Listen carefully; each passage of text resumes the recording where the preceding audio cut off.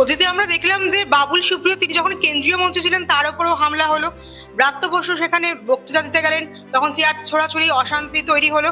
যাদবপুরের একটা সুনাম আছে বিশ্বের দরবারে, সেই সুনাম তো নষ্ট হচ্ছেই, প্লাস নিরাপত্তা নিয়ে যে বারবার একের পর এক র্যাগিং থেকে স্বপ্নদেবের মৃত্যু থেকে দেখলাম, একের পর এক ছাত্র বিক্ষোভে উত্তাল, গোটা পরিস্থিতি কোন দিকে যাচ্ছে? এরপর কি বাবা মায়েরা রাস্তা রাখবেন যাদবপুরের ছেলেমেয়েদের পাঠানোর জন্য? আর দূর দূর থেকে তো অনেক ছেলে মেয়ে এখানে পড়তে আসে হোস্টেলে থেকে। আপনারা হয়তো সকলেই শুনেছেন স্বপ্নদ্বীপে বাবার স্টেটমেন্ট, আমরা প্রত্যেকেই শুনেছি।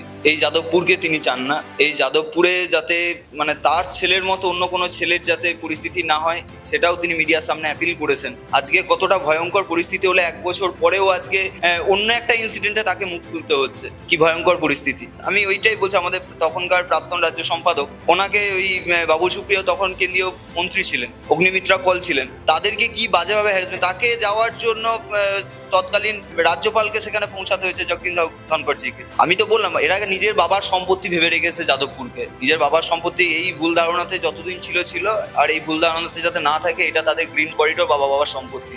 এটা সাধারণ ছাত্রছাত্রীদের, যাদবপুর সাধারণ ছাত্রছাত্রীদের সম্পত্তি এবং সাধারণ ছাত্রছাত্রীদের হাতেই যাদবপুর থাকবে আগামী দিনে, এটুকু বলতে পারি। শুভেন্দু অধিকারী বলছেন যে 1 ঘন্টায় ঠিক হয়ে যাবে যাদবপুর যোগীর ফর্মুলা ইউজ করলে। আবার তৃণমূল সেদিন ঘটনার দিন নেমেছিল প্রতিবাদে, তখন সৌগত রায়, অরূপ চক্রবর্তী যারা নেমেছিলেন এই টালিগঞ্জ যাদবপুর এরিয়ার তৃণমূল কর্মীরা বলছেন কয়েক হাজার তৃণমূল কর্মী দেখে নেবে যাদবপুরটাকে।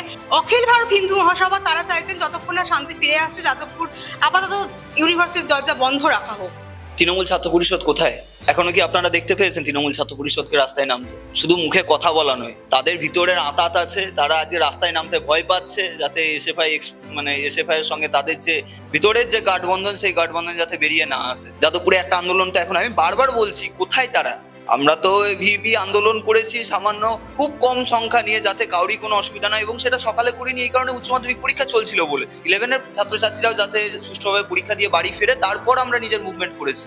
আমি একটা কথাই বলছি, তারা আজকে প্রাসঙ্গিকতা নেই তাদের আজকে, সেই জন্য বারবার নিজেদেরকে প্রতিস্থাপন করার জন্য সাধারণ মাঝখানে একটা ক্যাওয়াস তৈরি করার চেষ্টা করছে, উল্টো একটা ন্যারেটিভ তৈরি করার চেষ্টা করছে। ওখানে রাষ্ট্রবাদী ছাত্রছাত্রীরা জেগে উঠেছে। এই তো বলেছিল না যাদবপুরে যে সরস্বতী পুজো করতে দেবো না, সরস্বতী পুজো হয়েছে তো 2 বছর হলো, আগের বছর শুরু হয়েছে, এবছরও সরস্বতী পুজো হয়েছে। যাদবপুরে এভিপি কোনোদিন ইউনিট ফরমেশন করতে হবে না, যাদবপুরে ইউনিট ফরমেশন তো হয়েছে 30-35 জনকে নিয়ে করে দেখিয়েছি। আবারও বলছি, যাদবপুরকে এই যে লাল সন্ত্রাস থেকে মুক্ত করার দায়িত্ব এভিপি নিচ্ছে, এবং সেটা আগামী দিনে আপনারা দেখতে পাবেন।